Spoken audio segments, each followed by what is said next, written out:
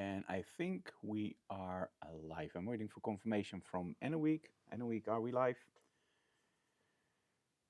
YouTube always takes a few seconds to catch up. And I don't mean Heinz ketchup, but normal ketchup. Enoweek?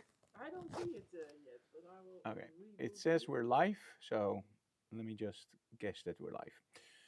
Okay, so let's start our intro for our digital classroom.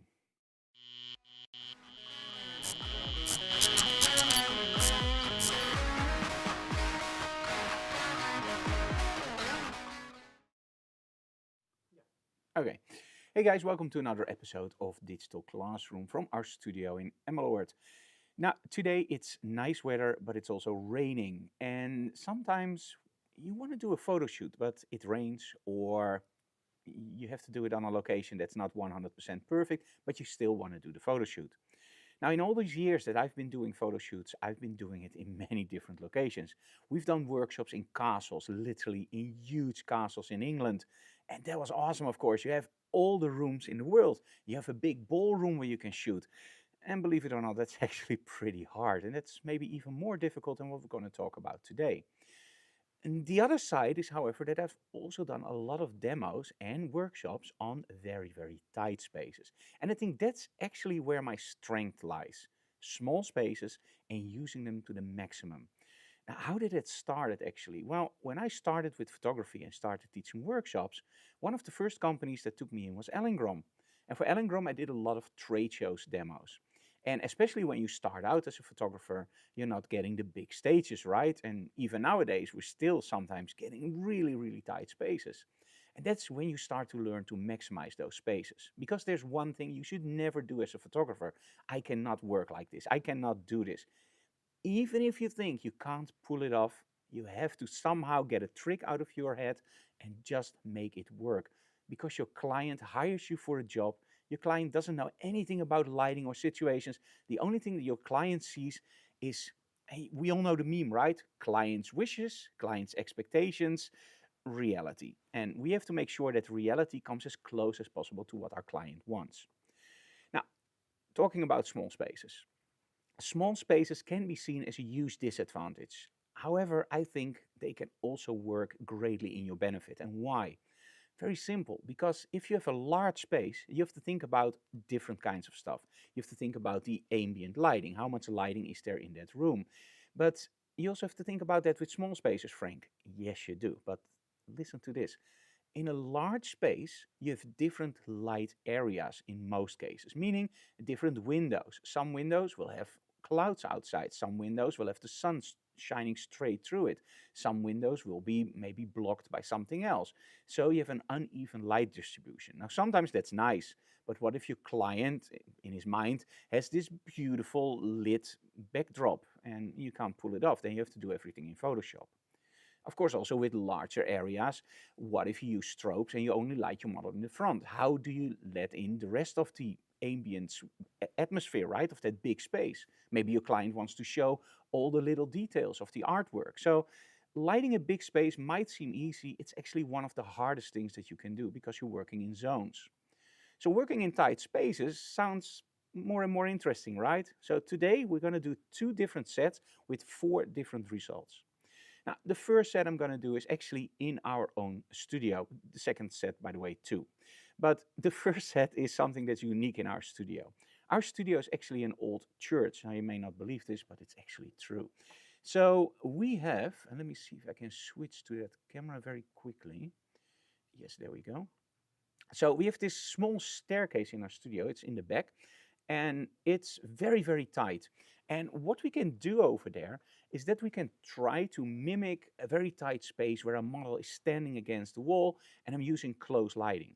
Now, of course, as you could see in the picture, we are prepared for these kinds of shots because we are a photo studio.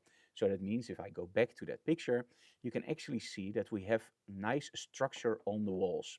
And that's, of course, is intentional because we want to make sure that when we shoot something, that we have nice structure and we, of course, have a nice backdrop. So that's why we have all our walls with special paints. Now, as soon as the model is standing against the backdrop, we have two different problems solved. The first one is one that is a lot of people's nightmare, that is shadows. Now, as soon as you place a model in front of a wall or in front of a backdrop, you have a distance between your model and your backdrop. And that means also that the shadow travels a distance, in other words, the angle of your lighting. For some people, this can work very, very difficult because they see the model and they see this nasty shadow on the backdrop and they don't really know how to get it out or get it the way that they want. In most cases, by the way, it's just a very simple matter of just angling your light slightly differently or just changing the angle of your light completely. So angling or changing the angle. But as soon as your model stands against the backdrop, this is more easy because now she's glued to that backdrop and the light will actually just hit your model and just flow over into the backdrop. And that makes it a lot easier. Now, as a rule of thumb, I always try to get my light as high as necessary to get the head of the model below the shoulders.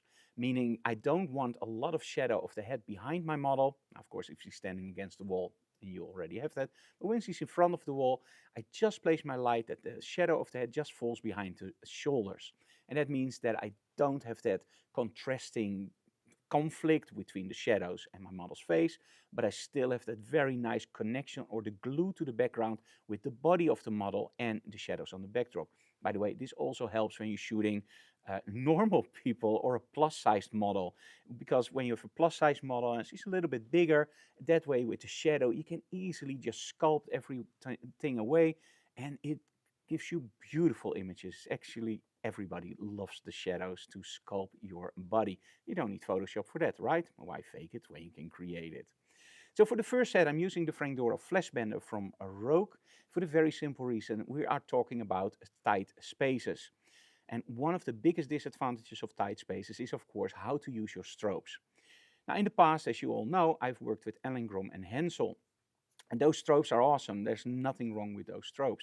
The only thing that you will run into in tight spaces is I'm a big guy. My camera is, well, not that big. We have a model, we have strobes, and we have our backdrop and sometimes even props. And I have to take a picture. And that means that if I use a big softbox or I use a deeper softbox, that all takes away my space. And this is one of the things that I love about the Geekoto strobes that we're using now. They're hybrid strobes, they're really small, and it means that I can place them wherever I want. And that just saves me a lot of space. But also the Flash Bender from Rogue. The Flash Bender we can use in a standard configuration, just as a bounce card, or in a softbox configuration, or even as a snoot. But today we are using it, and I will show you that very quickly in the picture. We are using it in a strip light configuration, as you can see it here. Now, it's not set up 100% correctly yet, but we're going to do that in a second. Okay, so we are ready to go into the studio. Before we do that, I want to shout out to our sponsors. We have Rogue Expo Imaging, of course, with the magnetic system, the Frangdoro Flash Bender, and the Expo Imaging discs. We still have, of course, BenQ from the start. If you have a great choice in monitors, that's BenQ, hardware calibratable, most monitors, and price quality is just insane. And of course, we have Calibrite for all your calibration needs. And Calibrite, without any doubt, is one of those things that you might forget. For example, a simple shot like the color checker. It just saves you so much trouble during retouching. You just click on it to have a proper white balance, or you create a profile for your camera. If you shoot, for example, with two different cameras, a Nikon, Sony, or Canon, or whatever, you can make them look almost identical. Let me say identical. Although there are always people that go, there's 1% off. Well, okay, almost identical. So anyway, did I forget something? Yes, the most important thing for today. Me? No, not you. The model. No, not the model. We are shooting to an iPad. Yes. And what software are we running on the iPad? We are running Cascable.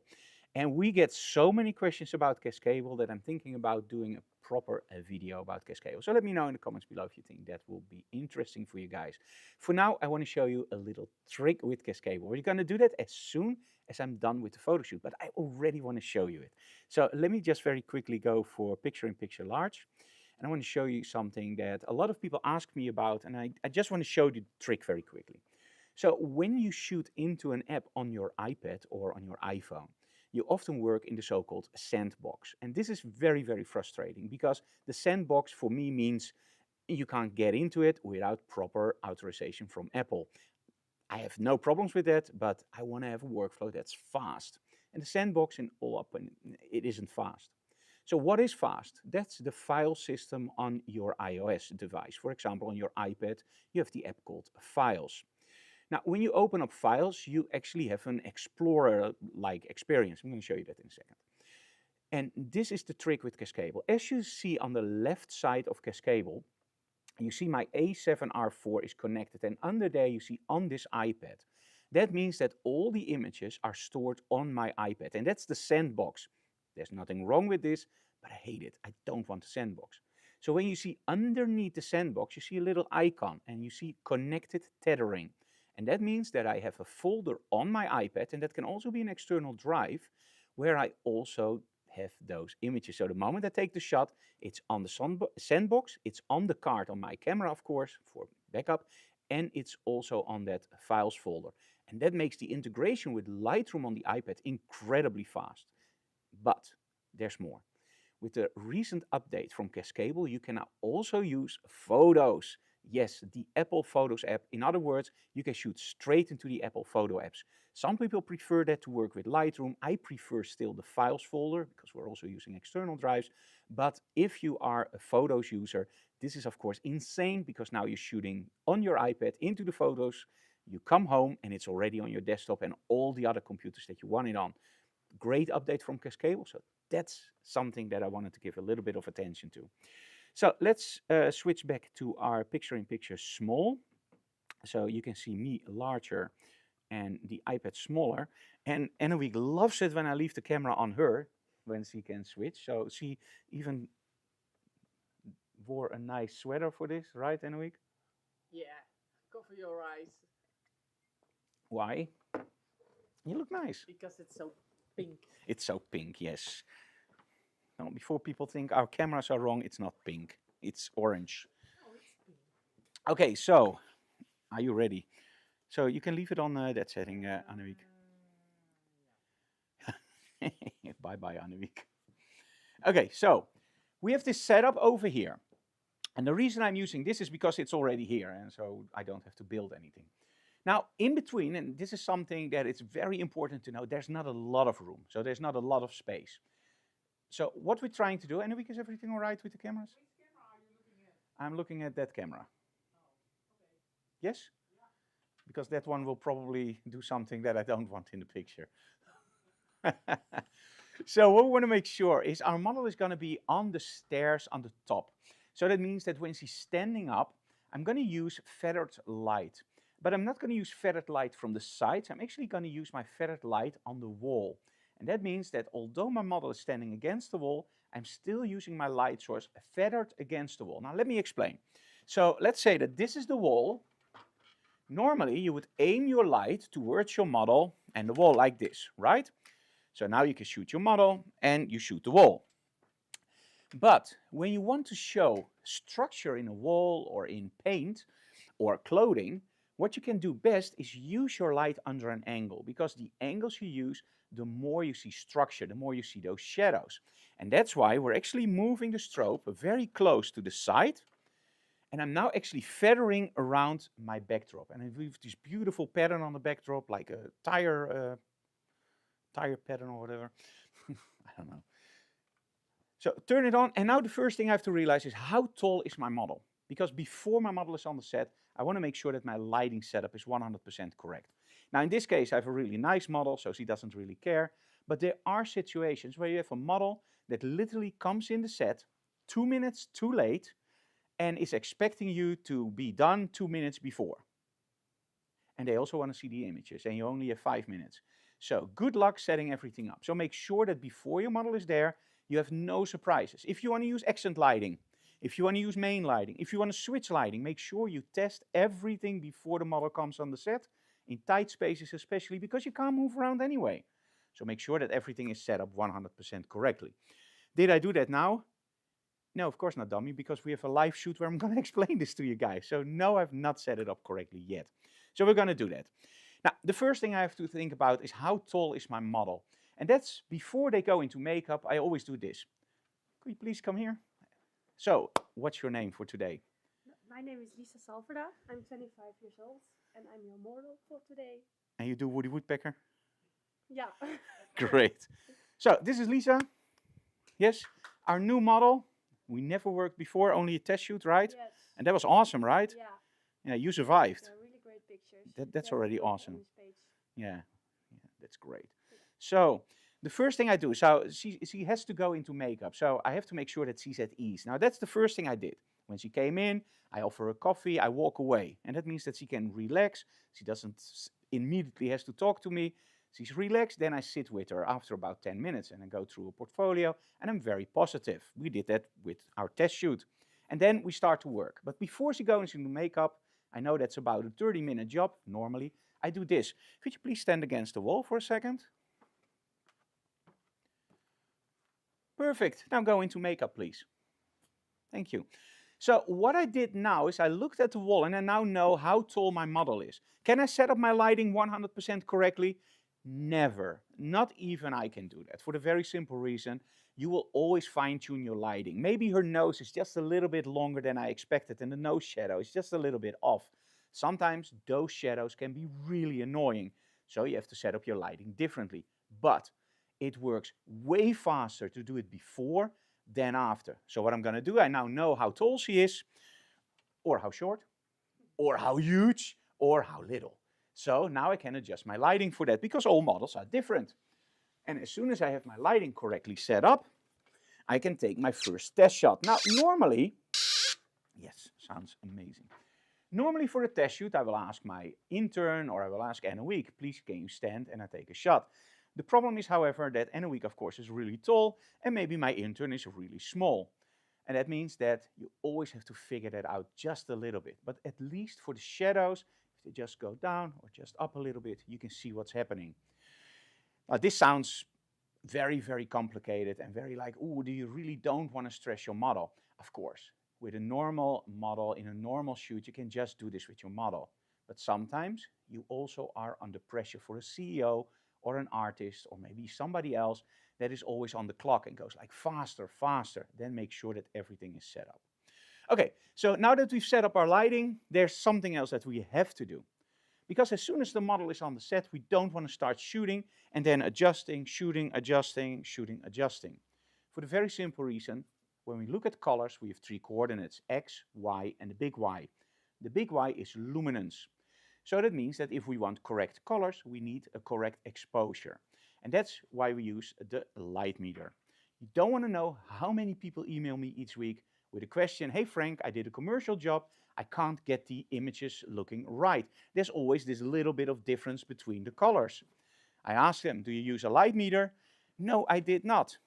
And then they have to change everything in Lightroom or whatever raw converter you use to change all those little settings. So don't fall into that trap. Make sure you properly use a light meter and just meter the light. It's no voodoo device. It doesn't take away creativity. It just works. So I'm holding it in front of the area I want correctly lit. I know my model is going to be here in a second and it's going to be slightly different. 5.65, that's great. That's awesome. I know it's channel A. So I have my setup here. So I'm going to go slightly back, press OK. 16.3, perfect. Meter the light again. Great. Angle the flash bender slightly towards the backdrop. Awesome. Now, this is the nice thing about the flash bender. The flash bender was designed to do almost everything that you need. And when you place it on your strobes, do remember, when you tighten it very tight, you can't hardly move it around. But if you tighten it and just slightly loosen it up, you can actually also feather the flash bender, even on a rectangular strobe. You do have to be careful that it doesn't fall off if you angle it too much. But as long as it's this way, I always tighten it and then just slightly loose, and then I can still feather the light. Great option. Okay, 5.6 ISO 200. Lisa, you're out of makeup. Awesome, you look great. Even if the model doesn't look great, we always say, oh, you look great. Awesome, beautiful. Because we want to make sure that our model is always at ease, our model always feels fine, and that doesn't work when you go like, damn, girl, you're ugly. That doesn't work. It gives you the totally different opinion. So in this case, it's actually true. You look awesome. Can you stand against the wall, please? Now, as mentioned before, we didn't work before, so let's see what we can do. Now, in this case, 5.6 ISO 200. There are a few things I can approach this. Working in tight spaces, I know I don't have a lot of space, so I'm going to do a close-up of my model. Going to make it look straight ahead. I'm not going to coach at the moment, I'm just going to shoot. And they have an image like this. Does it excite you? Well, there's nothing wrong with it. It looks nice. My model is frustrated as heck because he can't see the result. But this is just against the wall. So let me try something else. Can you look a little bit down? Awesome, great. And now look with your eyes towards me. Wow, look at that. So now we already have something a little bit nicer, but in all honesty, we talked about tight spaces, Frank. This is just a model close up. So what the hell, this isn't a tight space. No, not really, right? But let me show you how tight the space is. Because now what I'm going to do is I'm going to sit down and I'm going to shoot under a slightly more up angle. And my model, of course, isn't posing yet because my model isn't coached by me yet. She's still standing straight against the wall, like what we call a south sock. So this is not the pose that we want in the end. We want something that's dynamic. We want something that's cool. And when you have a tight space, there's something that you can do that's really nice. The first thing, of course, is I can make my model just stand against the backdrop in a very easy way. So can you cross your legs, please? Perfect. And just stand one step forward and just lean against the backdrop. Perfect. So what I'm now doing is I'm making my model a little bit uncomfortable, a little bit out of balance. And because he's out of balance, my model actually poses a little bit more natural. So now I can literally take a shot from a slightly lower angle, also include her feet, and I get something like this. Yeah, we're getting there. It's okay, it's still not stellar, it's not something where you go like, wow. But when I look at the walls here, I can actually see that there's a wall on the other side. And this is where we get the fun part. Because now I'm going to ask her, can you put your feet against, and you already see where somebody else put it. Perfect. Oh, stand a little bit more forward and just lean against the back. That one is okay. That one you can just lean against. Perfect. And maybe your other hand on your knee and just stretch it. A little bit lower your foot. There we go. That's awesome. Knee a little bit up. Awesome. And now look a little bit down. It's always a little bit what I say, but hey. There we go. Much better. Now lean forward if you want, like this. Perfect. Now you have to be a little bit flexible when you work with me, as you can already see. Does this hurt? No. Awesome! I love you. Great. So let's do a really low position. I already warned her for this. And now look straight into the light. Now look at this, isn't this awesome? But let's up the ante. Can you sit down, please? Because of course it's great to do shots like this, but isn't it much nicer to make your model sit down so she doesn't break or doesn't have, for example, the whole day stretching out and doing stuff. And by the way, if you look at the backdrop, there's a lot of noise in the backdrop, a lot of junk. That's no problem at all. Nowadays in Photoshop, you can take that out in seconds. As you all know, I don't like artificial intelligence for everything, but if you have to take out the junk, well, we could have done it ourselves, but I already know that because I'm using lighting, the light falls off, it's very dark in the back, and it actually takes me more time to take it away here than to do one or two retouches and just select it and press delete. So that's why it's still there. If you are really picky about it and you want a nice backdrop, of course, take it out before the photo shoot. I'm a big supporter of that, but for the live shoots, it's just Anouk and I, we didn't want to take everything out. So that's why there's a little bit of junk. But she's sitting down, and now we can do something that's more interesting. As you all know, we love working with a leading line set photographers. We do this in architecture. We do this in landscape photography, but we also do it in model photography. Now, what is a leading line? A leading line is a line that leads your eye towards your center object of attention. And this is interesting because that means that we can literally manipulate where the viewer looks. And how can we manipulate stuff? Well, we can manipulate stuff in a few ways. You can put your lighting on your model's face or chest if you maybe do glamour, or you can put it on a finger if you want to make the ring stand out. So for example, just light your model normally, then one stop too low and place a light on her finger one stop up from the normal lighting. In other words, the ring is lit with a correct exposure, everything else is lit with one stop under, and you will find out that the ring just illuminates a little bit more. Think about old Star Trek episodes, TOS, the original series. Look at how Captain Kirk is lit. You always see this beautiful line over his eyes. Imagine that, guys. This was a low-budget series from the 60s. Their lighting was more interesting than we see nowadays. Nowadays, you sometimes see that the focus is on the back eye in a normal high-budget series. So what's going on? I think in one point we're losing a little bit the interest. There has to be too much material, and that means that we're losing our basic interest points. And that means that you as a photographer can benefit from this. Because if you understand leading lines, lighting, and proper contrast control, you can stand out from the competition. So you can put lighting on something to make it stand out. That can be one stop higher, or sorry, I say this wrong, exactly right, and everything else one stop lower. Or you can do it in a different way, and that's with your angles and your camera lenses. Now, every lens works differently. You have a 24mm, that's more like a wide angle, and a wide angle distorts. It makes stuff that is closer to the camera look incredibly large, and stuff that's further away actually smaller. You also have, of course, longer lenses, and longer lenses compress. Now, what compression means is that when you shoot something that's, for example, 10 meters away, 40 meters away, 60 meters away, and you shoot it with a 400mm lens, it looks like all those signs are actually clung together, and it makes one big sign, while in essence, well, there's a lot of distance between them. Shoot it with a 12mm, and you probably don't even see the last sign because it's so far away. So how can we use this in model photography? Now, when you ask people what is the perfect portrait lens, a lot of people will come on with the 70-200. And I totally agree, the 70-200 is a great portrait lens. For a very simple reason, often people mean the 2.8.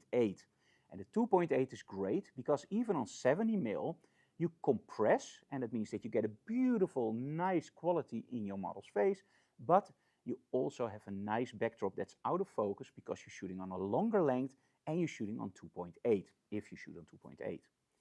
The thing is that when you go from 70 to 200, there is a difference, of course, in your depth of field or angle of circle of confusion. However, that difference is in your circle of confusion, or in other words, where is it sharp and where is it unsharp? Your focus fall off. It's on 200mm, of course, faster than on 70. But the look of the image is still compressed. Now, as soon as you start to switch from a 70 to 100 to a 24 to 70, we have two different options. We have one, or actually three different options. We have the 24mm, which is a wide angle lens, so it distorts. It gives you that nice quality of something that's bigger, that's closer, that's bigger, something that's further away is smaller. You get the 50mm, what's often discarded, that this is how we see perspective, not how we see distance, because we are actually zooming. Because now when I look at that camera, I'm in my 80mm position. When I'm looking at Anouk, I'm in 200mm position. And when I'm looking at Lisa, I'm probably in the 24 position, and here I'm at 12. So our eyes zoom. But the perspective we see is about 50mm. So we have 24, we have 50, perfect, and we have 70. 70 compresses. So we have distortion, perfect, and compression. And that means that with one lens in the studio, we can do whatever we want. But also for tight spaces. Try to do this with a 70 to 200 in a tight space. Good luck. You will probably end up with a macro shot, or your lens will just go zzz, zzz, zzz, zzz, because it only focuses at 2.5 meters distance. There is a switch on some of those lenses, guys. In workshops, we often use those switch because people shoot sports. They have it on 400 meters or 200 meters, and that doesn't work in the studio. So my model is sitting on the floor. Should I change my lighting? Yes, of course, because a lighting has light fall off. That means if she's standing, the light hits her face in a certain distance. And let's say that's 5.6, what it was. When she's sitting on the floor, her face is of course further away from the light, meaning I have to adjust my lighting. Luckily, that's very easy because we're using boom stands. So I'm just going to lower my stand. And because I want to go even lower, I'm going to lower my boom even more. And I'm going to go really close to my model in this case, having a sort of umbrella effect.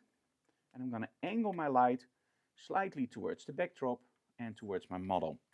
This creates a wonderful lighting setup, I hope. Because as you always know, with these live streams and workshops, I always experiment. I never try something before we do it. So if it goes wrong, that's a huge learning moment for you and for me. But most of the times it will work out. It's not hard science. right, there we go. Okay, so 5.6, that's great. Still 5.6. Okay. And that's probably because I'm now feathering the light away from my model. Now, the reason I'm feathering it, let me grab this camera so you can probably see it better. Because today we don't have an intern here. So I'm going to show you it with this camera. Let me see. There we go. So I'm angled it away from the backdrop, as you can see there. So I'm angle it away. When you look at my model, normally when the light is there, I would place it like this to hit my model's face. But because it's angled like this, I'm actually angling it this way. So I'm trying to get also a little bit of light on her feet. I hope Anne got that on the camera. Okay, awesome. Sorry for the motion. So the reason is actually simple. Light falls off over the distance. We have a smaller light source, in this case the Frank Doro flash bender, but you can literally use this for everything. Like for example, a softbox with a grid, you can use it for a reflector with a grid, a snoot. It doesn't really matter as long as there's a certain way of feathering the light on the sides. In other words, almost any light source on the world that does this. So what do? Now, a lot of people complain that when they use light sources like this, it's very hard to light a full model top to bottom. And I 100% agree, unless you use certain tricks. As you can see here, my model is sitting on the floor, and that means I'm using trick number 1. I'm using her in an angle, triangle. And as soon as you start using a triangle, we have one huge benefit. We all know math, right? And I mean calculate, because I'm not English. I hope I don't get you guys into drugs at the moment, because we don't want that, of course. But when you calculate the triangle, you know that there's always this. So light falls off. Light falls off over the distance. So that means when we look at the triangle of lighting and we start to change the triangle, you will see that if you keep the same distance, here we have 5.6 and here we have 5.6. Here is the face of the model, here is the wall. If we move it like this, now we have 5.6 here and 5.6 here. And that means that if I angle it correctly and I use the sides of my light are always softer than the center of the light and also gives less light. So if I aim my center of the light correctly almost towards her knees, I hope that my sides will just feather out nicely and give me a proper lighting on my model. If that's not the case, I just only have to change my angling slightly. Let me see if it works. That's the first thing, of course. Now my model is sitting in a position that's okay, but not how we want it. And there we go. It works at once. This is insane. I hoped it didn't work at once, but hey, at least it works, right? So in other words, you can use a very small light source and still light a model from top to bottom. The thing is, don't use the light source as you think you should use it, because then you aim the center straight at your model's face and you will only light her face, lose a lot of light on the top, and probably only light her chest. Aim it away from her face and also the distance. So she's now closer to that softer light, further away from the harder light, and you will get something like this. But does it excite me as a photographer, this shot? Not really. No, sorry. It doesn't do it for me. So maybe you can sit down and just put 1 foot down. Yeah, that was already cool. 1 foot down and 1 foot up there. Now look at this. And now just something like this. Awesome. Look at that. Yes, there we go. You got it. Now this is cool, but the face is a little bit too dark, right? And this could be the problem with the lighting, because the lighting, of course, is now too far behind. So what I'm going to do is I'm going to place my lighting slightly more towards me, and for you, chin up just slightly. There we go. That's much better. So now we have the lighting back in her face. A little bit dark, but hey, we can always make her look up. But when I look at this image, I go like, you know what? I think there's more in there. Can you place your foot and that one lower? So die lager. Yep. En dan op je teen. En die tegen de muur. Yes, ook je teen. Yes, kijk eens. I'm now shooting from a much lower angle, trying to get those feet in. Okay, great, but now look at the angles. The angles are nice, but her head breaks the angle. Do you see this? Her head just looks that way. So what we're now going to do is tilt your head that way. Perfect. Nose that way and all the way up. Perfect. Now look at the difference. Leading lines, much better. So I absolutely love this one. Now, you can argue that she's leaning a little bit too much back, but in this case, I like it. If you don't like it, always remember that when shooting with wide angles, especially when you're shooting up, everything that is in the front is huge, everything in the back becomes smaller. So if the model leans too much backwards, and she isn't at the moment, if she leans too much backwards, you will see that she disappears. If she leans too much forward, that's actually no problem. If she leans just in the middle, that's great. When she leans like this, I'm a little bit in doubt. I like it, but I want to see it with something else in the frame, and that's color. We all know that color evokes emotion. We all also know that the color red is a very strong emotional color. It has both love and hate, and that's why I absolutely love to use the red as an accent light. So we have a second Geekoto GT200 setup with the Rogue magnetic system and a red gel. So I'm going to walk over there. I'm going to turn it on. And in all honesty, this is one of the strobes that we have a slight problem with. Yeah, that's the one that I dropped, my dear. But it seems to work. So if it doesn't anymore, that was my fault. Okay, I have to turn on channel B. We didn't have time to change it. I'm going to turn it all the way down. I don't want a lot of light. I just want a kiss. And probably it's already too high. There we go. This is actually nice. As you can see here in the back, we're now getting a little bit of that red. Can you lean a little bit more forward? There we go. That's awesome. So I'm going to open up the back power-wise. I'm going to add 2 more stops to show you guys what it does. Nice. And now all the way up towards the sky. Okay, I'm going to shoot from a lower angle. Oh, I really like this. But now I'm just placing it behind my model. I'm creating something that's okay. You know, it's just giving some openness. But in all honesty, when I look at a shot like this, I miss a lot of information. I think we can do a lot better. Now on the front, it's okay. I like it dark, but let's say that my client says, oh Frank, I really like it, but it's too dark on the front. And let's say I agree. What I can do is move my light slightly further forward, this way. And now you can see it on the camera if I'm correct. I'm just going to angle it slightly towards my model. But mostly I'm going to use the backlighting.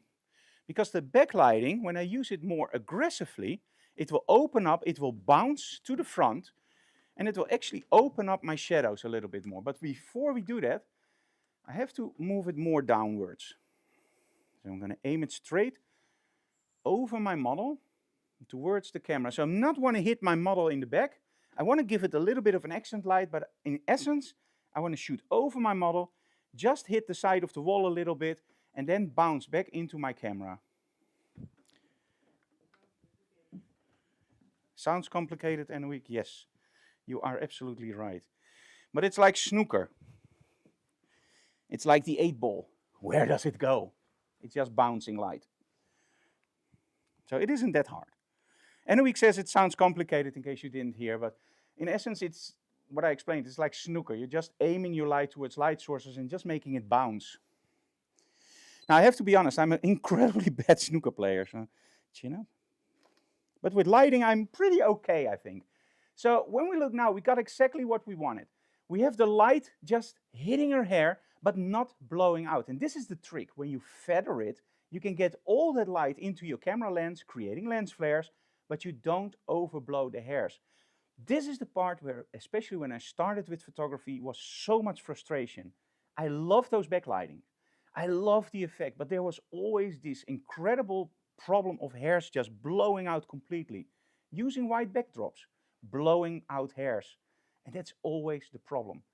Feathering your light away, you can get much more power towards yourself, and you don't blow out the highlights that much. So look at this, it's a blonde model. She's getting a lot of light from the back and you still don't blow out the hairs.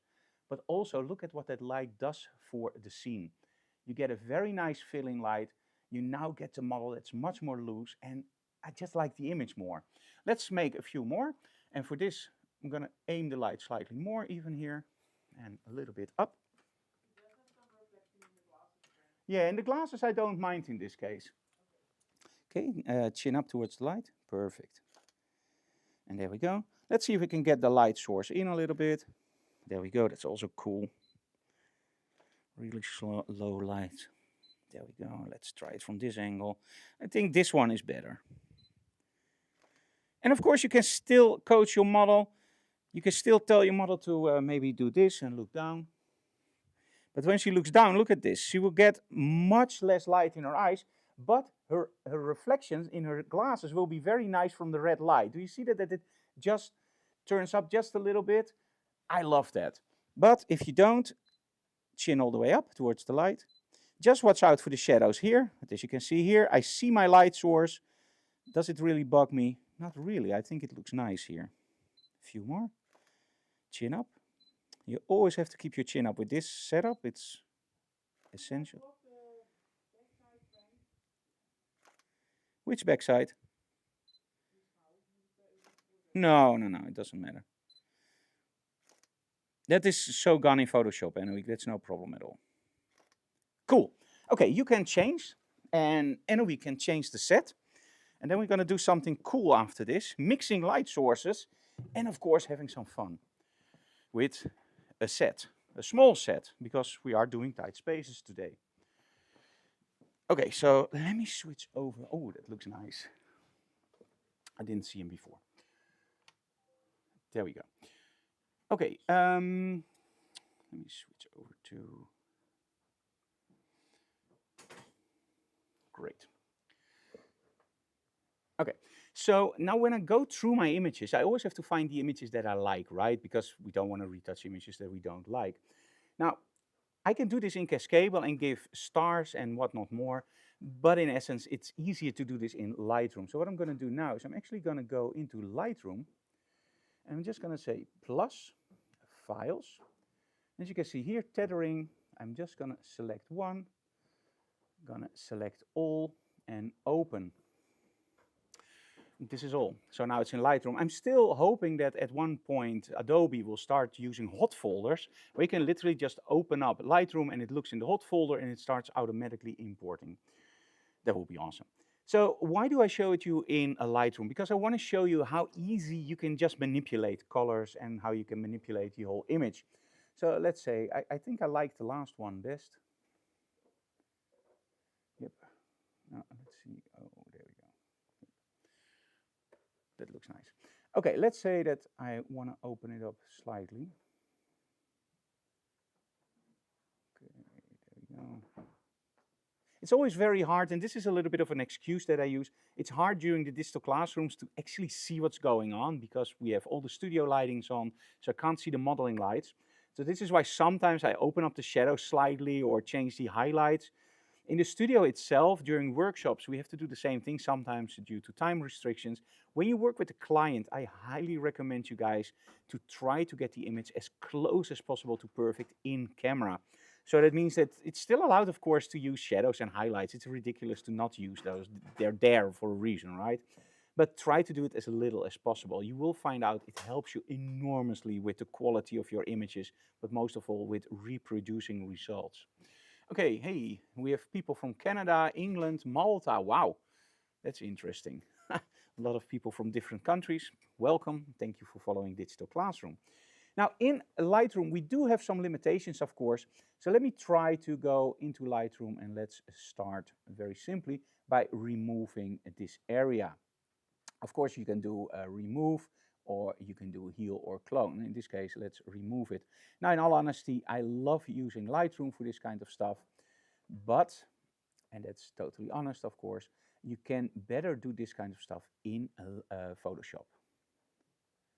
But for Digital Classroom, I always like to challenge myself. So let's remove this with AI.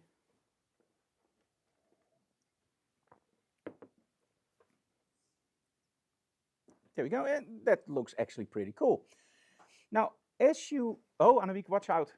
You're dragging cameras to the floor. Now, you can always refine, and you can always go for different variations. I don't know if you already knew this, but in Lightroom, you also have 3 options. It took me a while before I actually figured that one out. And in this case, I think it's okay. So I'm fine with this. Just work with it. Now, the thing, of course, is we want to make sure that even although my lighting is great and I love the outcome, I want to make sure that I get more info in my image for mood or atmosphere. So I want to change the colors. Now, as mentioned before, the backdrop I will do in Photoshop, although, well, why not? Let's try it. Remove. Let's see how far Lightroom can do this. This is the stuff that I normally never do in Lightroom, but only in Photoshop. So I'm very curious to see how it works. That's actually pretty cool. Yeah, there we go. That's nice. I think for now this is great. Looks fine to me. There's some errors over here. But hey, for now we can work with this. This is more than okay. Okay, so what we now want to do is we want to give a little bit more attention to my model. I want to give a little bit more attention to the whole mood in the picture. And how do we do that? The first thing, I want to draw the attention to my model, and that's where I use a vignette. So I'm going to go for done. I'm going to go for my adjustments, and we can always go, we can always go for detail. You can do your noise reduction. As you can see here, we don't have any noise reduction. Sharpening, maybe just a little bit. There we go. Then we go for our effects. Now, our effects, let's do a little bit of clarity and texture. I don't want to overdo this with skin. This is okay. And now that we're here, and this is the area where we're also going to do the vignette. There we go. And now the problem is, as soon as I do this vignette, you can see that my model's face becomes a little bit too dark. And this is where I'm actually starting to use Lightroom a little bit more by using a brush and very carefully just going over the face. Make sure that you feather it nicely. And then exposure is okay, but what I mostly do is just raise the shadows and then just add exposure and contrast. And then first like this, and then I will just check it and I go like, okay, this is great. So it's not over the top. It's not like, wow, look, there's a light on her face. It's just I correct what I did wrong with, or wrong, what missing with the vignette. Looks nice. I like the vignetting. So now we work with colors. Now colors are always interesting because you have two angles. You have in your color temperature, when you go to color, we have your temperature and your tint. I have to realize that temperature and tint are connected to each other. So when you see here, temperature works from blue to yellow. And that's actually logical. It goes from warm to cold. And the other one is tint, and that works from green to magenta. And that's a little bit weird for people that don't understand color theory. And color theory is like a triangle. And in the triangle, green is always on top because green is the most brightest color. We have red that's slightly underneath there. And then we have blue on the bottom because blue we don't see that a lot. I believe it's 11, 22, 66. So green 66, 22 for red, 11 for blue. And that also is how your color temperature works. So a lot of people think it's just that. No, you are actually changing the curve or the angle or the skew on your color triangle with your color temperature. And this is cool because that means that if I stay in the same area of colors, in this case I'm using red and natural color, in other words, I'm using my strobe with white light and I'm using red, if I stay on that same angle or axis, I can literally change stuff that's cool. Watch this. So I have a red gel, but as soon as I start moving this, it looks like I have a magenta gel with a blue one on the back. Now if I raise my contrast for this, I get this really funky, over the top, almost cross-processed look. Now because I'm messing up my color channels, I do have to open up the shadows. And this can introduce some noise, but you can easily take that out with Topaz or Lightroom. And this is one of the things that I think a lot of people miss with color manipulation. They always try to get the most expensive plugins, and of course they are great, don't get me wrong. I love Boris FX, Alien Skin Exposure nowadays. I love DxO, I love them all. But you can do so much with just your color balance, as you can see here. And it isn't that hard. So a before and after. And you can just copy this to all your other images if you like it. So overall, nice. Now, as you can see, the lens flare in the back, for me, that really makes the image. Okay, we're going to set up for our next setup. And in between, I am going to tell you something that's, I think, interesting for the guys in the Netherlands. Very soon, we have the photo fair in the Netherlands. Let me switch over to my main camera. And we have something cool for you guys. on our YouTube channel, and it is in Dutch. So if you don't speak Dutch, yeah, go and listen to us webble in Dutch. We have an interview with Kitan, and he's one of the organizers of the photo fair for this year. And we are working closely together with them, and you can actually win 10 tickets if you. I don't even know what you have to do for the tickets. One moment. And a week. What do they have to do Well, for the tickets? watch the video, of course. Is that all? No, they have 2 questions Ah, in we the have video. 2 questions in the video, and they have to And- first find the questions. Yeah, then the well, answers. If you go to the video, we made timestamps so you can see the. No, don't tell them. They have to watch the whole interview. It's only 30 minutes. So Ah, it's only 30 it's no minutes. problem at So all. just watch the whole interview and then answer the 2 questions that are there. They're releasing. And then you can win 10 tickets, or at least you can't win 10 tickets. We are giving away 10 tickets. Don't win 10 tickets. 10 people can win. 10 people can win 10 tickets, but not one. Whatever, you know what I mean, right? Come on. It's too complicated for us at this moment. Okay, I'm gonna show you a small commercial from one of our largest and best sponsors, of course. And they're all great, but they actually send in a commercial. So I'm gonna show you that one.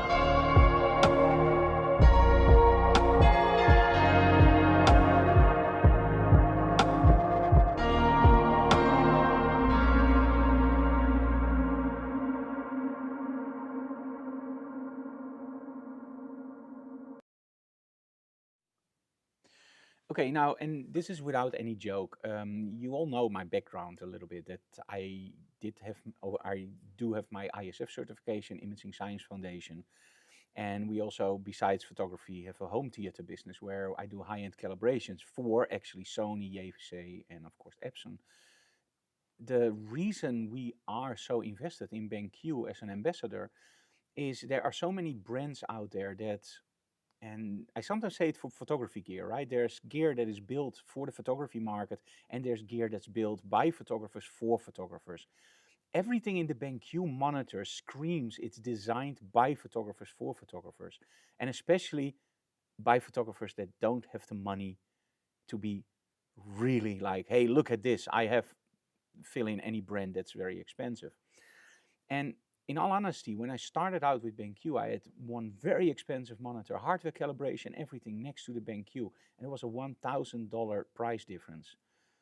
I have a very trained eye, and I could see a slight difference, but it was so slight that I even wondered which one is actually showing it correctly. And as soon as I do that, you just have to realize, like, why do I spend $1,000 more? The other reason we choose BenQ is much more technical, and I hope you guys have a second to listen to this. when you buy certain monitors, you have so-called hardware calibration inside the monitor. This sounds great. You start up the monitor, there's this calibrator coming down, it calibrates your screen, it goes up again, and your screen is calibrated.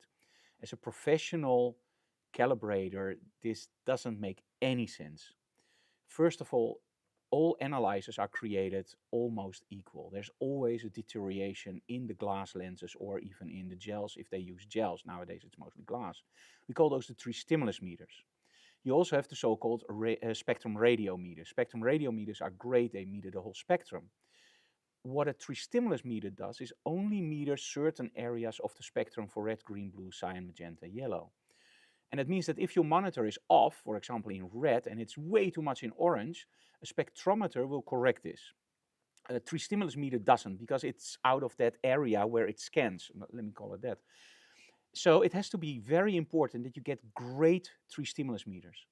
Now, a 3 stimulus meter is pretty expensive, but also very cheap. You can buy them for €90 from Calibrite, like for example the 123, or you can buy them for €300-400 also from Calibrite or any other brand that you prefer. My personal preference is Calibrite. In the past it was called X-Rite, in case you wonder, like, hey Frank, you was always for X-Rite. It's the same. So when you calibrate your monitor for hardware calibration, for me as a professional, it's important that I meter inside the center of the screen and also the sides. So I want to make sure that the center is 100% correct. And if I want to make sure that I trust my monitor, I also meter the sides on 3 different spots. So 1, 2, 3, 1, 2, 3, 1, 2, 3, 1, 2, 3, and the center. That gives me a proper view of how my monitor responds, and also if I have a problem in my monitor, I know where to look, where the problem is, and of course switch the monitor over if I do color critical work. But also the monitor is probably there for you for 10 years. A 3 stimulus meter is only valid for about 1 year, maybe 2 or 3 years, depending on how you use it. So when you buy a monitor, please buy a monitor that you can calibrate with an external calibrator, but make sure that that external calibrator can be used with the hardware calibration options. And this is what BenQ does 100% perfectly. They have Palette Master, which runs on your Mac or your Windows, because you can also use them on Windows. And Palette Master supports several different calibrators. Now, don't be angry when your calibrator isn't in there. There's a reason why your calibrator isn't in there, because, again, not all calibrators are designed equally. Final tip on calibrators, because we get so many questions about that. When you have a new MacBook Pro and you have an old calibrator, you've probably already figured out that that doesn't work. And that's because the new MacBook Pros use a different kind of screen. For those screens, you need the so-called HL calibrators from Calibrite. Those are the high luminance or high brightness, because those screens give you a lot of brightness. In essence, what you have to remember, during the calibration, you get a lot of patterns in your analyzer, and the analyzer meters all those patterns. But there's a certain area where it can meter. For example, it cannot meter below 10, and it cannot meter below 100. That's logical, right? But nowadays, monitors are, let me put it this way, 10 years ago, a meter could meter between 20 and 80. And that was more than enough, because all monitors performed between 40 and 60. So there was a lot of headroom. But now with HDR monitors and the new color spaces like BT2020, you have a lot more headroom and a lot more brightness from your screens. And that means that a lot of the older calibrators who can still meter from, and this is just an example to make it easy, from 20 to 80 doesn't perform anymore. You need now a calibrator that can meter from 0 to 100. And that's the HL calibrators. And they are designed with a lot of headroom, so that means that also in the future with HDR displays, you can still use that same analyzer. And I personally highly recommend every 2 or 3 years just change your analyzer anyway. Okay, so for the next setup, I hope this wasn't too boring, but calibrations, again, we get so many questions about it, so sometimes I give a little bit more attention to that in the digital classroom. Did I bore you to death, Anouk, or are you okay? I'm okay. You're used to it, right? Yes. Okay, new setup, new challenges. It's gonna be fun. So, there we go. I got you an extra challenge, Frank. Hmm? What did you do? What did you do? You gave me an extra challenge. Spiders? Ah, you gave me an extra challenge. Yes, I see. So what Week wants to show you guys, and what I also want to show you guys, as you all know, we are the Geekoto distributor for the Netherlands, and probably you already know that because we promote the brand a lot. Now, in all honesty, I only promote brands that I use, and we have to change the camera slightly. In all honesty, we only promote brands that I actually use and that I support. Oh, you have a battery empty?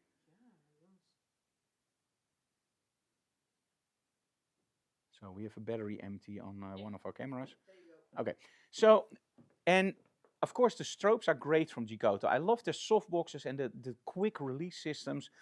But there's one thing that they recently released that absolutely just satisfied me completely, because they took away one of the biggest frustrations I had with my stands.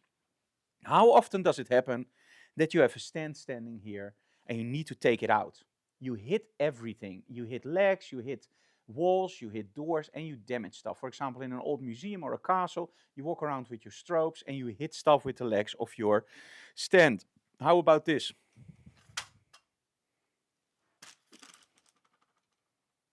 Isn't that awesome? Why did it take them, how long have there been studio stands? Maybe 100 years? Why didn't it take them 100 years to figure out something like this? Easy peasy, right? If you now just pick up your stand, you walk somewhere. I could try to just throw it, like javelin through the studio and see if it lands. Should we try that? I don't think so. So anyway, available now from our web shop and of course from Geekoto. Absolutely great. They have it in carbon fiber like this one, and they have it in light aluminium.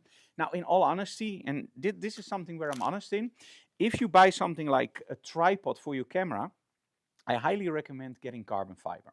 For the very simple reason, they're very sturdy and they're very lightweight, and you have to carry them everywhere. With studio stands, I love carbon fiber, don't get me wrong, but the light aluminium, think about this. You do have a strobe on it, so that means that the strobe also adds to your weight. Is it worth it for you to pay extra for the carbon fiber while you're always carrying it around with a strobe, or do you need the aluminium? Personally, I use the carbon fibers because I just like the look of them. I like that they're very sturdy. But if you're on a budget, don't feel bad that you have to buy the carbon fiber. Just get the light aluminium, because they perform the same. They have the same tricks, but they are cheaper. So, hey, Anouk, I also want to show them the other one, the one for the clicky. So one moment, guys, and then we're going to go for the next setup. But I want to show you one more that's interesting. And Anouk's going to demonstrate to you guys how they... Oh, she already does it. That's a shame. She teases me. Okay, so one of the problems that we experienced a lot with stands, she doesn't want to be on the camera, is that when you place your stand on the floor and you want to use a backdrop, the backdrop always extends towards the legs, right? So you always have this corner in your backdrop, and that doesn't look nice. Even if you shoot portraits, you still see that your backdrop is slightly twisted. Now, with this one, as you can already see, this is another Geekoto product. We don't have that problem at all anymore, because now we have a stand that totally extends. So in other words, it's flat on the floor. My backdrop is now totally flat against it, and we don't have that problem anymore. Again, I didn't see this before from anybody. Why didn't they think of this before? Because it takes away so many problems, and you can even make it easily collapsible, and you can use it like this. So yeah, I just love this. And for traveling, just fold it up like this. Great. And then we catch. Yeah, I will leave it here. Okay, next setup. Enough commercial time. I just love the product. Sorry, guys. Okay, so we have a chair and we have continuous lighting. Now, the continuous lighting is going to be a problem for you guys, because that means that in a moment I'm going to shut off all the studio lighting and I'm just going to shoot. Let me just start with that, don't you think? Because what is one of the things that a lot of people ask us? What do I need? How many strobes do I need? What do I need to make pictures like this? Guys, you can do pictures with everything. You don't even need strobes. You don't need softboxes. You can do it with whatever you want. So, Anouk is going to turn off the studio lighting. Oh, that's awesome. She's going to turn off that one. And I'm going to ask Lisa to sit down in the chair. And of course, the first thing I want to do is I want to shoot it 100% with our natural lighting. And it means that I'm not going to fire any strobes. So I'm going to turn my strobes off. There we go. And I'm going to switch over to manual mode, 2.8. And I'm going to switch over to auto ISO. Because I still want to control my shutter speed. But my ISO, no problem at all. Camera can figure it out. I'm going to sit on the floor. And I'm going to make sure that my model looks into the light. Because I want to make sure that I can see it. And now I'm just going to shoot it like this. Is it nice? No, of course not. It's a crappy image. But it is cool. It has something. It's ISO 3200. Can you just lean a little bit like this? And yeah, that's awesome. Great. And now center your eyes. Look at that. Awesome. Beautiful. Not that bad. And this is just with normal lighting from the flea market for €5. The lights are more expensive. Okay, great. Love it. But that's not good enough. Okay, let's start adding strobes. Annelie, can you turn, no, let me turn on the light. Yes, the back is awesome. You mean the background, right? Oh, the back. Oh. Okay. Okay, I'm going to take this light source, and this is, of course, again, the Frank Doorhoff flash bender with the grid, or in other words, the strip light configuration, which I absolutely love. It's my favorite setup. I hardly use it as a softbox, sometimes as a snoot or bounce card, but mostly as my strip light.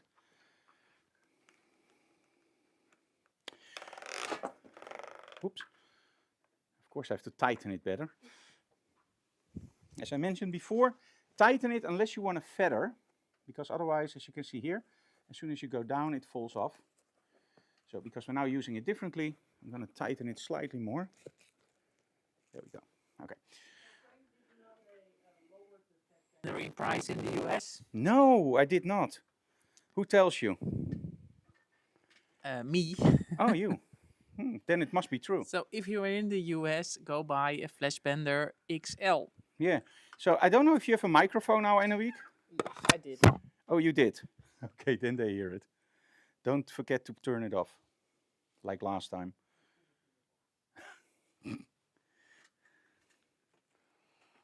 Okay, let me just aim this slightly up. I think this is nice. Now I have to make sure that I shoot underneath. I can still see the back. I have my strobe over there. The problem is, however, how much do I want that strobe in there? Now, the first thing I want to do is I want to make sure that I have my balance correct. And I think I'm not 100% in the picture, Annelie. You are on 3, on the half the cam. Ah, on the high cam, okay. So I want to make sure that I have everything in the frame, but also I want to make sure that my lighting is correctly. So the first thing I'm going to do now is I'm going to figure out how much do I need to get this great image looking the way that I want. And I already say great image, right? So we're going to turn off our main light, in other words, from the studio. There we go. And the first thing I'm going to do is I'm going to trust my live view. Now, in essence, you should never ever use your live view in the studio. And why not? Well, very simple. If you use your live view in the studio, you will see what you get. And you will see what you get is great, but it's not great in our studio. Because in our studio, we use strobes. And it often means F11, F16. And when we use F11 or F16, it means that my live view will always show me a dark image. And that's why normally we disconnect the live view. This is essential at this moment that we disengage this option. So I'm going for my live view and I'm going to turn it on. Now at this moment, I'm going to turn my auto ISO off. The reason is very simple, otherwise it keeps correcting. So I'm going to go auto ISO off. And now what I'm going to do is I'm just going to aim towards my light and I'm going to make sure that I see what I like. So I'm going to go for ISO 100, ISO 3, ISO 400 looks nice. So let's see ISO 400. This looks nice. Now look at those lights. The only thing you have to look for is those lights and a little bit on the backdrop. Do you see that grunginess on the backdrop, that really nice harsh quality of light? Do you see that the lights don't really overexpose? That's what we want. So now what I'm going to do is I know for sure now that I want to shoot on ISO 400 2.8. Now I'm going to get my light meter and I'm going to put my light meter on literally what I want to do. So ISO 400, and I'm just going to meter my light until it hits 2.8. And it's probably not there yet. Nope, 4.07. So let's go for our A channel.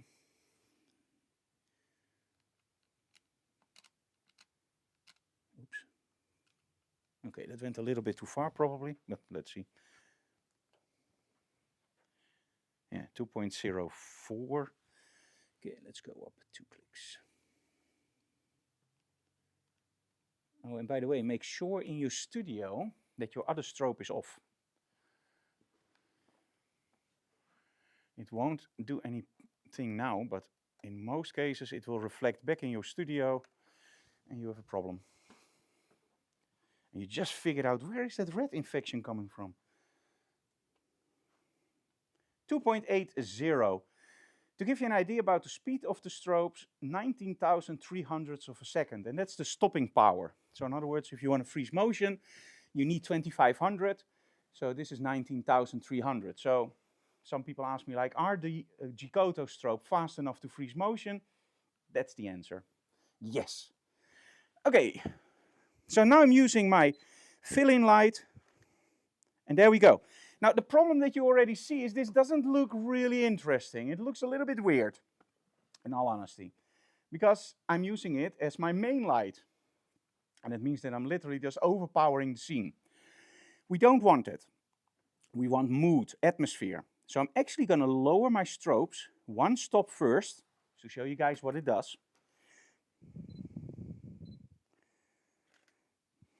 As you can see here, gives me a little bit more mood, and I'm actually going to go down even more. I'm going to go down all the way, and I'm going to ask you to look straight at me. And because I'm using a strobe, I can now look my model in the face. But as you can see here, it just doesn't look right. I went all the way down, and the only thing I'm getting is an underexposed image. So I think I did something wrong. So let's go up again. You never know, right? Let's go up. There we go. Awesome. No, not right, because I have too much light. Agree? So what do I do wrong? Now, it's actually pretty simple. When we look at light, light travels around in an area. So that means that if we have a set, like for example here, light will bounce around the set, but light will also be directed on our model. If I look at this shot, I go like, hey, it's much too flat. But there's also something else going on. I don't see my lighting anymore. So I have this beautiful light behind my model and I don't see it anymore. So I'm actually taking out something that's interesting and I'm replacing it with flat lighting, which in most cases just doesn't work for me. So how can we create something that looks like artificial lighting, but is actually strobes under the same angle? We already determined that it looked pretty okay with those standard lighting. It looked nice, right? So what if I just say, you know what, just forget about this whole lighting setup. It's great with the natural lighting. Let's just forget about strobes. But we still have to have the strobe in. Why not follow the simple rule? Follow the same angles, follow the same route. So what I'm going to do is I'm going to make sure that my flash bender is now tightened totally. I'm going to take my boom and I'm going to place my strobe under an angle very close to my light source, almost on top. And what I'm going to do is I'm just going to make sure that my light source mimics the rest. In other words, I'm going to feather my light just over my light source towards my model. This will give me a totally different look. I'm now using the strong direction of lighting, but my light source is pretty strong. So now when I start to use my main light source, I can now start to feather it. So this is too much. Grab the flash bender, feather it towards yourself, and keep doing it until you get the look that you want. And of course we want to make sure that in this case I also include the light sources now. There we go. Looks a lot better. But now we have a lot of light on that side. You see that? On that wall side. So what can we do more? Well, in this case, flash bender is on top. It aims towards that light source, or in other words, to the wall, so it's normal that we see our reflection over there. So how do we solve something like this? We have to make sure that we don't hit a wall. So what we're going to do is we're going to switch the set over. So you can stand up if you want. And what we're now going to do, and maybe Anne, we can also help out a little bit quick. Oh, just wait. I think we can manage. So we're going to pick this one up. We're going to change the chair, and we're not going to place the chair very close to the backdrop, but actually away. So I'm going to turn this away, like here. I'm going to place the bag. I'm going to take my light source, my continuous light source. I told you that I would probably change it. Okay. Do the same. Oh, sorry. Do the same thing. Angle the light. Okay, you can sit down if you want. Also, if you don't want, just sit down. And now I can place my light much more to the back. Slightly down. A little bit more forward. There we go.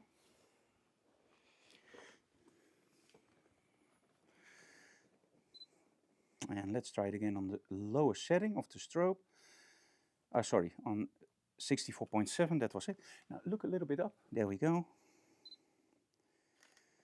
And there we go, totally different image. Now the reason is my light spillage is actually going the other way, so I don't have any problems with the light spillage anymore.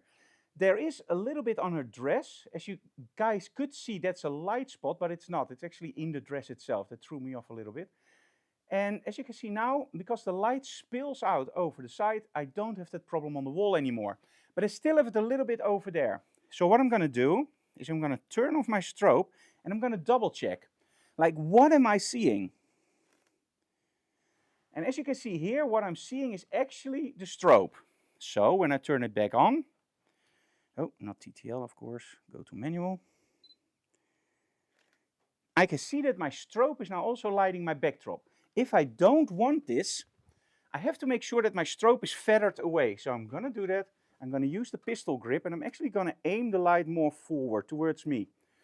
So I'm now blocking off the light going there and I'm only keeping the light going here. I can slightly angle the flash bender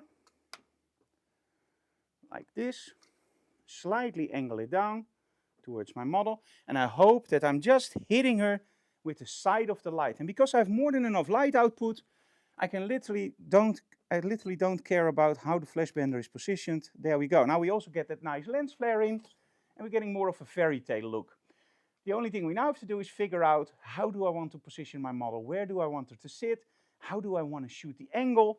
So I think now just put one, there we go, look that way. Nice, this is great. And as you can see here, now I'm building mood. This is so much better than that we did before. I like the backdrop, I like her posing. What? Yes, he's missing a toe, but that's because I'm still not done yet. The light is a little bit too close to our lights here because we're shooting under an angle up. So that means that I'm getting a little bit too much lens flare. If I want to take it out, I don't see the lights. So we're going to do this one up.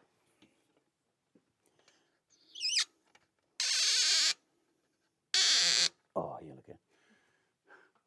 Aim it down because we have to make sure that we keep that angle the same. So follow the line. Add a little bit of light unless you want it darker. In this case, I'm first going to try darker. Maybe that just works. Okay, now I lose my lens flare a little bit, but that's okay. Don't do the bakkenpoot. Yes, that's perfect. Now, you do have to remember that I don't see anything I'm shooting at the moment because I don't have modeling light. So if she's missing a toe, I'm sorry. I hope it doesn't hurt. I actually love this. Now, let's shoot under a different angle and let's see what happens. As you can see, I'm shooting it from here. This is a different angle. Oh, that was my mistake. That's nice too, but in all honesty, this makes it too flat for me personally. I like it from here. And this is actually what you see in a lot of my work. I love to shoot inside the light, in other words, towards the light, with strong backlights, and it gives me just a lot of opportunities. Now, let's say that we like this, but we want to add just a hint of red to the backdrop. And I think one of the cameras quits. So let's say that we want a little bit of red. Just going to open this one up. And you might wonder, I'm going to aim it towards the backdrop. I'm not.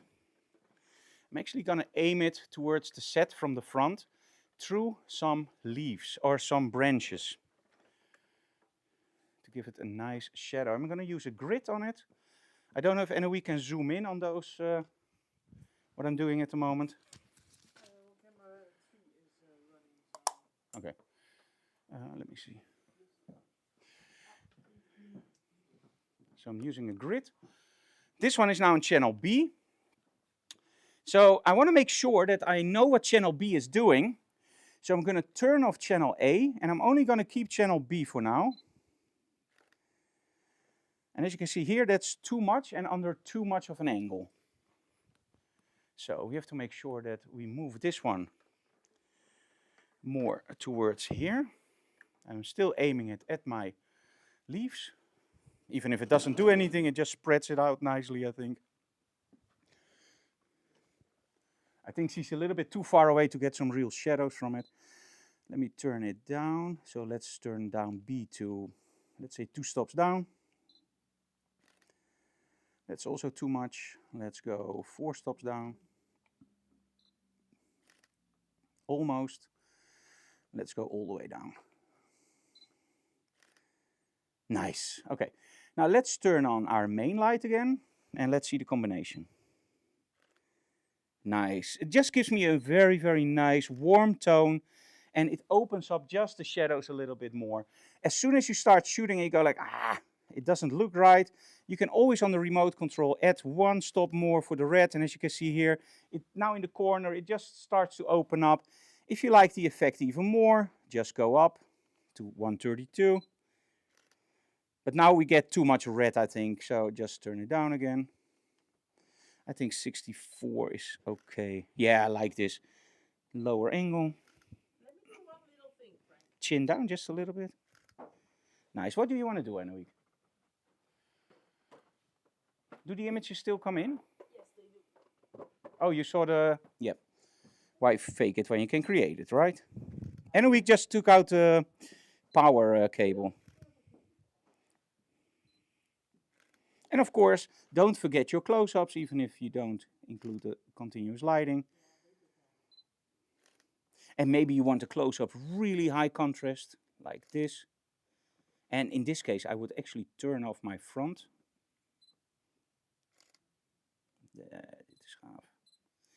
Oh, sorry, this is cool. I mean, chin down, tilt your head a little bit towards me.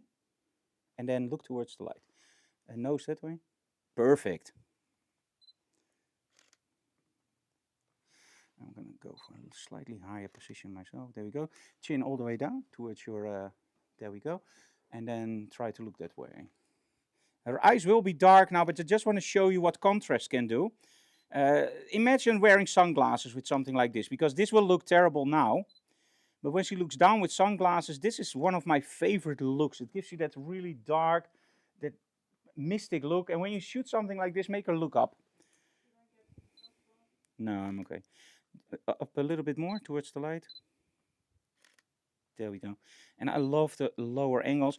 Just make sure that you can live with all the weird angles. In this case, I think it looks surreal. If you want it really professional and 100% correct, just shoot it a little bit more straight. Personally, I don't know. I think when you shoot it on the weird angles, it just makes the image stronger. But sometimes when I look it back later on in Photoshop, I go like, my God, what did I do? It looks terrible. Yeah, it's very easy to remove stands. That's no problem at all. But it is too angled, so I'm going to shoot it slightly more straight up like this. I think this looks better. And this is not bad, you know. Sometimes you just think something, and then while you're shooting, you go like, let's just change it. And a final shot. Great, love it. Thank you so very much. What? Yeah, of course. Can you look up to the light one more time? And of course, you can also do it a little bit more weird. Although, in all honesty, this doesn't work for me. No. Normally, from top it can be interesting, but in this case, no. Okay, the color checker, we have to shoot, but we also do that without the red on. So Anouk already turned it off. The thing that you have to do with the color checker is important. In this case, we're using ambient lighting, or in this case, how do you call it? Incandescent lighting? Warm lighting.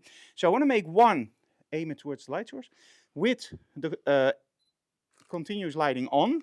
And I'm going to take one, just to be sure, with the continuous lighting off. Oh, I love the A7R5. Thank you so very much. It even focuses in pitch dark, as you can see here. Great.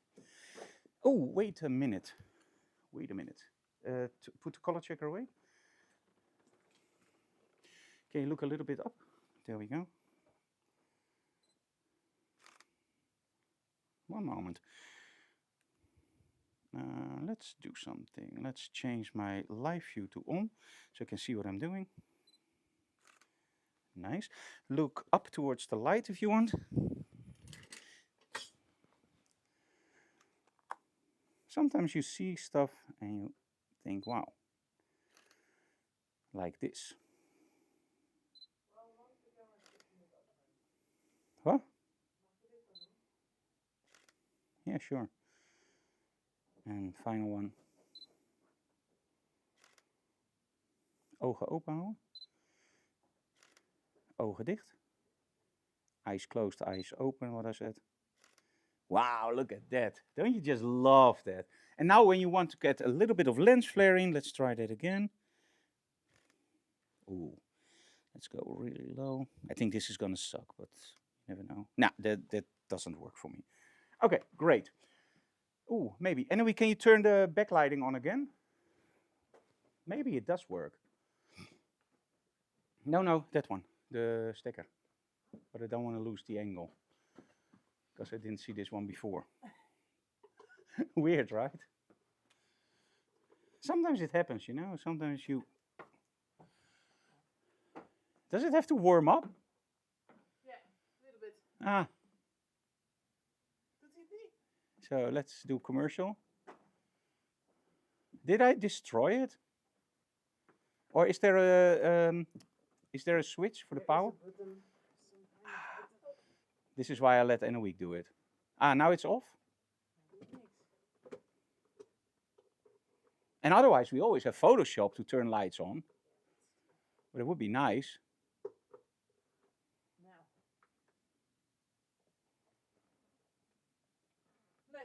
You broke it. Wait a minute. Turn it on again. There we go. There we go. There we go. It comes. It comes. It comes. It wants to. Isn't there a slider to turn the power on and off? It's on the highest setting. Ah, that's a shame. Okay, let me try one more and then we're done. If they don't. Another, No, just leave it like that.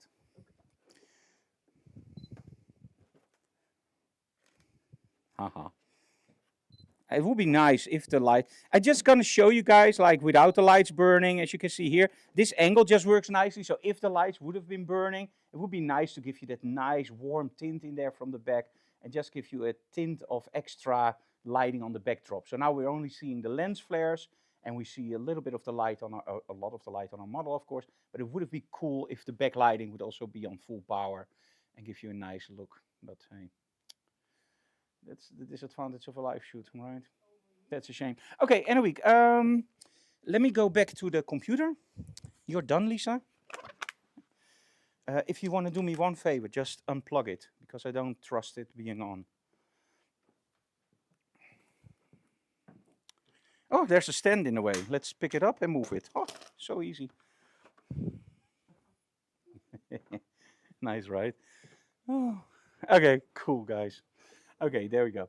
Let's go back to me. Anouk, hij stond op main camera, is that correct? Ah, okay, great. So let's go for picture-in-picture large. There we go.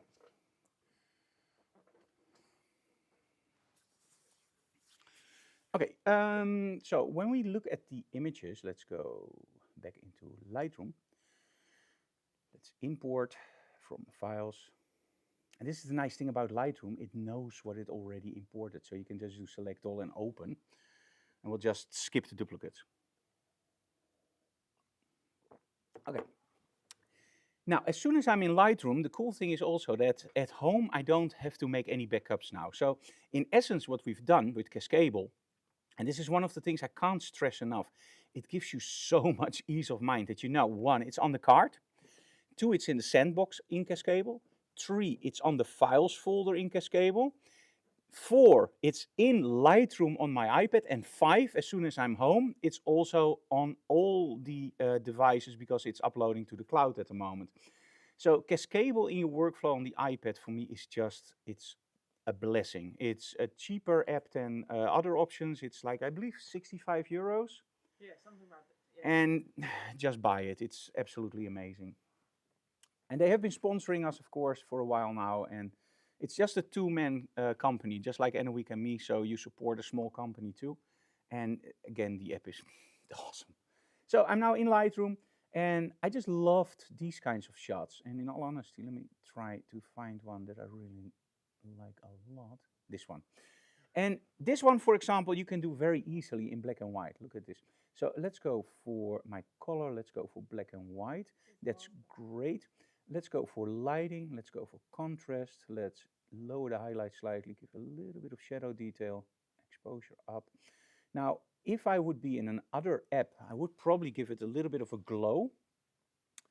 But of course, the vignetting, you have to make nice dehaze.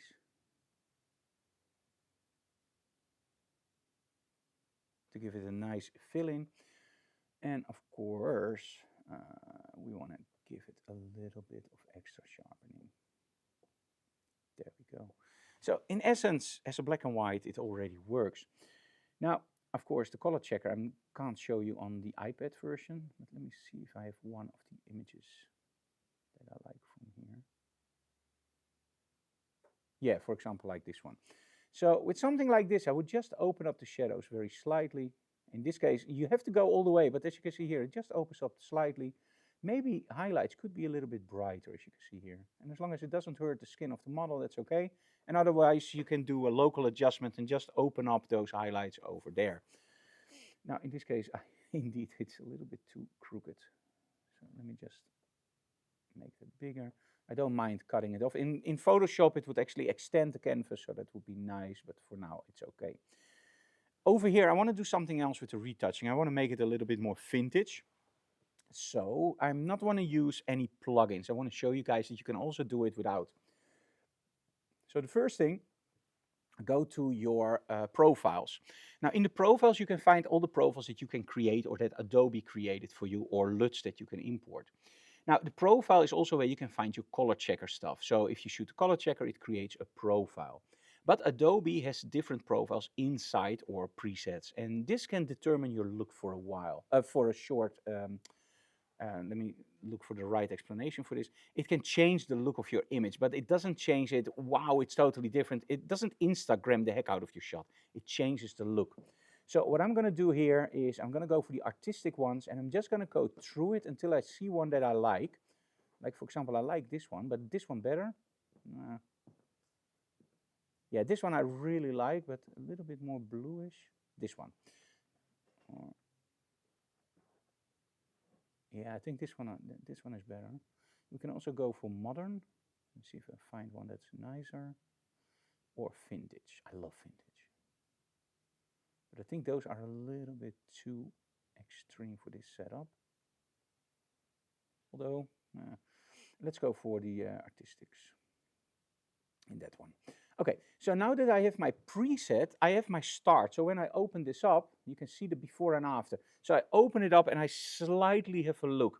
Now the look isn't there complete. It's just a preset. It's the same that you create with the color checker, but it's just off a little bit. And that means that I can now manipulate my colors slightly better. What I like to do is you can use color grading, where you can do, for example, your shadows. So you can change the shadows, saturation, and hue. In this case, okay. You can do that also for your midtones, where you can change your saturation and your hue. let's create something that's a little bit funky. There we go. Go back to the shadows.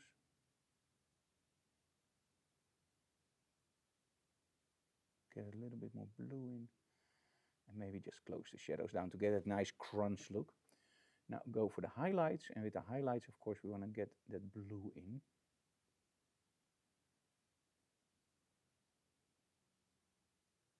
Or out. I think out, actually. Yeah, I think that's nicer. Cool. You can try something with blending. And there you go. Now go before and after. Okay, it looks already better, and it's still pretty okay in the stand of it's still isn't overly retouched. Color mix is also cool. In the color mix, you can change per color channel. Now, in essence, what we work with is only 3 colors, red, green, and blue. That's how our eyes work, that's how our projector works, and we call those the primary colors. Now, the secondary colors are connected through the white point. In our case, we choose D65 for 6500 degrees Kelvin, and the secondary points are cyan, magenta, and yellow. The cool thing is that all those colors connect. So the primary colors, if you draw a line through the white point, they connect to the secondary color. This also means that when you shoot a model outside with a green gel and you balance on the green gel, the whole sky turns magenta. Awesome trick. They use it a lot in Hollywood, by the way. So what I can do here is manipulate every color channel separately. So I can go for red and I can say, I don't like the red here. I actually want to change the hue for that red. As you can see here, that works pretty well. I can change the saturation for that red. But I can also pinpoint a color. For example, let's say I want a dead color. And I want the saturation to change, I want that to change, and I want everything else. So in essence, there's a lot of options in Lightroom. I didn't do it now, but you get the idea. And some colors are not in the picture. My advice is very simple. If they're not in the picture, like here, and just reset them back. But for example, this one I know for sure. There we go. It's in the dress. So I don't want to overdo it. But you can make the dress slightly darker or brighter with that. Same here. See the middle part? Sometimes I overdo it so you guys can see it on YouTube. There we go. Very, very nice. The yellow, for me, it's maybe a little bit too much. So let's change that towards reddish. Let's change the luminance. There we go. So the light now really spreads out. Finish it off with a very nice vignette. And there you go. Before and after. It doesn't need a lot. Before, after. And that's the trick. You don't have to overdo it. A good retouching, in my opinion, is getting the look in your image that you want. And I love film looks. And don't overdo it. Just keep it nice. And some of my images are overdone, by the way, but just keep it as close as possible to the original. And especially when you work for clients, something like this works. If you change the colors completely, the client will come back and go like, hey, that was not the dress that I was wearing. The weird thing is, if you do it slightly, they all come back and they go like, I love that vintage look that you did on my dress. It was red, but now it looks so amazing Bordeaux-like. But if you change it to orange, they probably will not be happy. This is also why I tell you guys, if a color is not in the image, don't change the slider, slide it back. Some people will just leave it up because it doesn't influence the image. However, if you change color spaces, and you always do because we work in Adobe RGB, and for our clients we often go for sRGB, if you manipulate color channels that are not visible in that spectrum, it can be that if you downsize everything, you can get into trouble. So just leave them at 0 if it doesn't influence the image. Also, when you store it as a preset, in the past, I've done presets where I just left it and it wasn't in the image, and I opened it up in another image, and I was going like, why the heck is that blue just jumping out like crazy? And then I looked at the preset, and blue was totally maxed out for the very simple reason. I tested it on an image where there was no blue. Now, this is 15 years ago. I didn't make that mistake again, but before you make it, don't. So, I hope you enjoyed this episode of Digital Classroom. Anouk, do you have any news for today? I need my mic. You need your mic. Oh, that means that you have a lot of stuff to tell. So I'm going to... By the way, do you hear my voice? In the past, I was using a Sennheiser set, and I still love that set. But that set was, how much was it? I believe 1,400 euros? Yeah, it was over 1,000. It was over 1,000 euros, and it's great. Don't get me wrong, there's nothing better than that set. But on a trade show, we got into contact with Sarah Monick, And I'm now actually using their kit. And their kit consists of a smaller device. Let me just aim the camera towards here. So we have this small device on our Matewell. So that's our, how you can see the iPad. And then we have the smaller lavalier mics over here. And Anouk now has one. So you get 2 mics and one of that one, one of that one. I call it And the a box mothership. to charge And a it. box to charge it. And in all honesty, I was very skeptical because I'm used to that Sennheiser sound, and Anouk always tells it makes you sound sexy. And in all honesty, this sounds very, very good. For pricing wise, in all honesty, I haven't used the Sennheiser ever since. So all the videos you see is all the Saramonic. So I can highly recommend getting one of those. Really good stuff. Anouk, so you have something to tell people. So let me aim the camera towards you a little bit more. Oh. Well, the next digital classroom will be on June 11. June 11th. June 11th. And I want to discuss with you, maybe it would be great to ask Nadine and the baby to do some mother-baby photography. We've never done that before. Yeah, but what if the baby doesn't stay nice for an hour? That's the problem with the Lightroom. Yeah, I know. Well, So what we can do, we think about it. we can do one set where we shoot the baby as a newborn, and then one set with Nadine. And if it doesn't work, we have a very short digital classroom. And they actually can see how difficult it is to shoot children. Well, I think it would be nice to Yeah. ask. So if somebody has a bottle of whiskey they can spare, send it to me.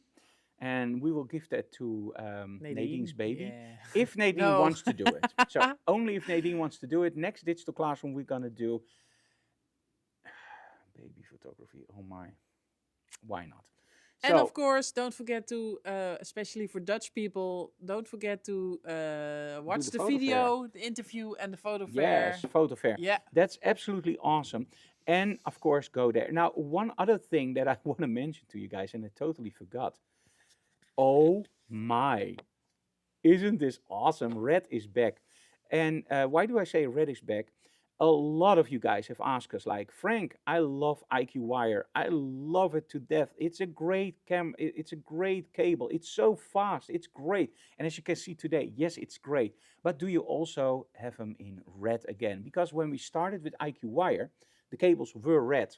And then we switched over to black, carbon black.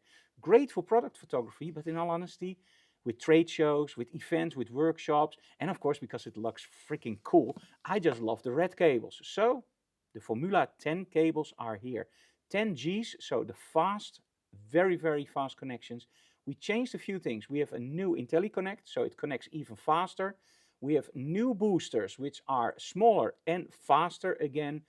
Everything in that cable just screams speed. So it had to be, of course, red. And you know the cool thing? If you order them today, they are the same price as the old cables. And on the 10 meters and the 15 meters, you still get our free cable block. But we also got something new. Anyway, can you give me my camera very quickly? So one of the most important things when you start to shoot tethered is make sure that your camera is connected solidly to your computer. Now you can do this in many different ways. You can put something on the side of your camera to make sure that there's no pull on your camera. But the problem with that is it still moves the port. So you need something that secures your camera and your cable together. Now, we, of course, have our cable block. We sell those for 35 euros. I designed it, and it has all these nice little tricks where you can open it up easily, and it's just a great device. 35 euros, you get it for free with the 10 and 15 meters. We also have the slider system from IQ Wire. The slider system is great for people that work every day with tethering and they don't want any sacrifices. This has to be 100% perfect. That's the slider. But there were also people that went like, hey, the slider is great, but it's a little bit out of my budget. Do you have something else? And yes, we do. We always listen to you guys. So we have our new connector. And this is great. First of all, one of your wishes was we don't like it when we have our USB-C connector here and we have the cable coming out here. I don't have any problems with it, but if you have a problem with it, we solved it because now the cable is coming out in exactly the same way as it goes in. So it goes in, it comes out. And of course, the system is much easier to install and of course a lot cheaper. You can still use the same connection kit, so you can still protect your ports. It's just a smaller solution, a little bit cheaper. And in all honesty, when you use your pigtails, it works like a charm. I've been using it for the last few weeks now, and it didn't come loose anytime, and my pigtail is still in 100% condition. So great solution, new defense system from IQ Wire. It's now available on our website, of course, including the 10G cables. I think that was everything, right, Anouk? Yeah. Yeah. And of course, watch our interview with Key Just for a second. the discount for the photo fair. Yes, Anouk. I got a message from Nadine. She loves it, and she will be here June 11th with the baby. So June 11th. Oh my, what am I going to do? Lot June of 11th, women. we're gonna do newborn photography with Nadine, Frank, and I hope a drunk kid. Because if there's one thing I absolutely don't like in photography, it's newborn photography. So thank you so very much, Anouk. We do everything except newborn photography. So this is going to be awesome. Nadine, see you in June. Hey guys, thank you so very much for watching. If you like what we do, subscribe to our channel, leave comments below, and of course smash that like and bell notification button so you get an update when we go live. But most of all, tell other people about our channel so we can grow and put on more content for you guys. We are hit a lot by the algorithm from YouTube, meaning that we are not uploading every day. We are not uploading exactly on certain times. We just upload when we have something interesting, and we don't use any clickbait titles. In other words, YouTube screws us over. So make sure that you beat the algorithm together with us. Tell your friends, watch the videos in return. And that way you give YouTube the message, watch the digital classroom, man. Frank is awesome. Thanks so very much for watching, guys. See you again next time. Bye-bye.